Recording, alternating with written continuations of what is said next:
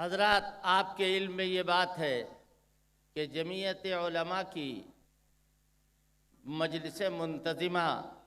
کا آج اختتامی پروگرام سابو صدیق مسافر خانے میں ہوا ہے، اور یہ اختتامی پروگرام کے بعد قومی یکجہتی تحفظ جمہوریت کانفرنس آج ہو رہی ہے۔ اس پورے پروگرام کا انتظام جمعیت علماء مہاراشٹر نے کیا ہے۔ یہاں اسٹیج پر مولانا مستقیم صاحب جو ہمارے بزرگ بھی ہیں اور محبوب بھی ہیں، میں بھی ان کا محب ہوں اور محبوب ہوں، وہ بھی تشریف فرما ہے، اور ہمارے گلزار بھائی یعنی گلزار اعظمی صاحب بھی تشریف فرما ہے۔ حضرت مولانا حلیم اللہ صاحب اور مفتی محمد یوسف صاحب جو کھار مسجد کے امام ہیں، وہ بھی بیچارے پیدل گھوم رہے ہیں اور سب طرف سب کو بٹھانے کی کوشش کر رہے ہیں۔ مولانا اشتیاق صاحب، یہ سارے ہمارے وہ لوگ ہیں کہ جنہوں نے دن رات محنت کر کے اس پروگرام کو کیا ہے، اور بلا مبالغہ ہزاروں افراد جو جمعیت کے ہیں ان کے خورد و نوش اور ان کے رہنے سہنے کا باقاعدگی کے ساتھ انتظام کیا ہے۔ میں بعد میں بھول جاتا اور نہ کہہ پاتا، اس کے لیے میں پوری جماعت کو مبارکباد پیش کرتا ہوں، اور میں یہ کہتا ہوں کہ آپ نے وہ کام کیا ہے کہ جو ایک میزبان کو مہمان کے ساتھ کرنا چاہیے۔ اب آگے کے پروگرام کا اعلان یا جو بھی ہوگا خود مولانا حلیم اللہ صاحب فرمائیں۔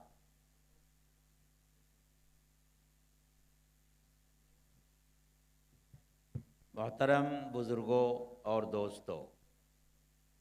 یہی بمبئی ہے۔ اسی بمبئی کے ساحل پر حضرت شیخ الہند مالٹا کی جیل میں 4.25 سال وقت گزار کر یہیں لا کر آزاد کیے گئے تھے، اور اس وقت ملک کی بہت ساری نامور ہستیاں حضرت شیخ الہند کے استقبال کے لیے بمبئی آئی تھی، ان میں گاندھی جی بھی تھے۔ جب حضرت شیخ الہند کا جہاز بمبئی کی بندرگاہ میں لنگر انداز ہوا تو انگریزوں نے اپنا نمائندہ حضرت شیخ الہند کے پاس بھیجا اور ان کو یہ پیغام دیا کہ حضرت اب آپ بوڑھے ہو گئے، آپ بہت سن رسیدہ ہو گئے، آپ کے قوا کمزور ہو گئے، اب آپ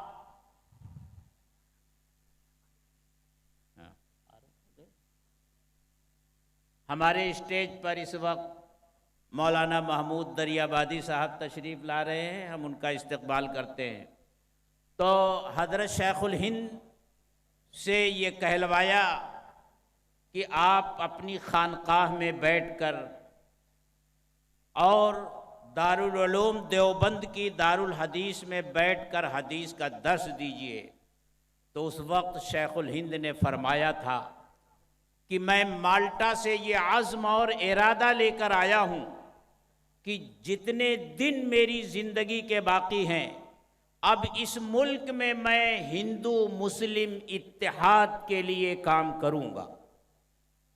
اور اس کے بعد فرمایا، سنو، میں اپنے شاگردوں سے کہتا ہوں کہ میں جہاں تک اپنے پاؤں سے چل سکوں گا چلوں گا،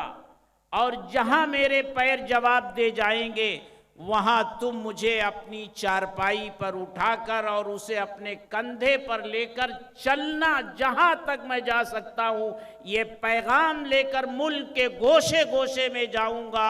کہ انگریزوں کو اس ملک سے بھگانے کا ایک ہی راستہ ہے، ہندو مسلم ایکتا، ہندو مسلم اتحاد۔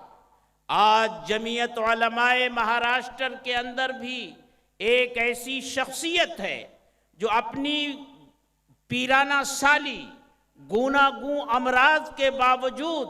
جمعیت علماء کے کاس کے لیے، جمعیت علماء کے پیغام کو پہنچانے کے لیے ہمہ وقت فکر مند رہتی ہے، جن کا چلنا مشکل، جن کا اٹھنا بیٹھنا مشکل، جن کا لیٹنا اور سونا مشکل، لیکن آج وہ ہمارے اسٹیج پر موجود ہے۔ میں ان سے درخواست کرتا ہوں کہ آج وہ آئیں اور چند جملوں میں حضرت شیخ الہند کا وہی پیغام جو بمبئی کے ساحل پر حضرت شیخ الہند نے دیا ہے، آج وہی پیغام اپنی پیرانہ سالی میں وہ دیں۔ میری مراد جمعیت علماء مہاراشٹر کے صدر محترم، ہم سب کے مخدوم حضرت مولانا مستقیم حسن اعظمی دامت برکاتہم ہیں۔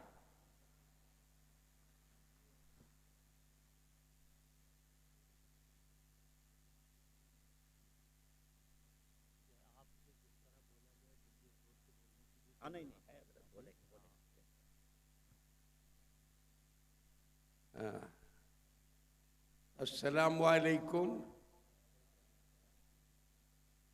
دوستوں اور ساتھیوں، وطن کو بھی ماتا کہا گیا ہے، دھرتی ماتا۔ دھرتی ماتا سے وہ پیار ہوتا ہے جو سگی ماں سے ہوتا ہے، اس سے کچھ زیادہ ہی ہوتا ہے۔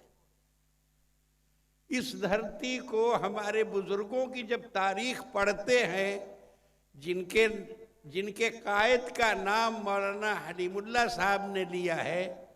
کہ انہوں نے جان کی ہر طرح سے قربانی دی، بڑی تکلیفیں اٹھائیں، مگر کبھی اف نہیں کیا اور یہ لڑائی لڑتے رہے،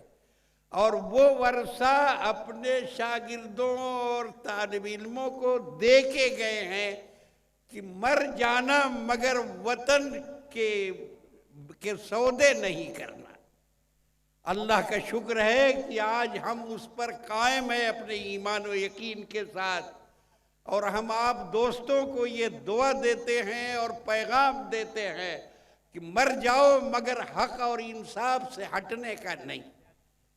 اب یہ ملک کو ہم زندہ باد کہتے ہیں، آپ بھی کہیں ہندوستان زندہ باد، ہندو مسلم اتحاد زندہ باد، ہندوستان کی طاقت زندہ باد۔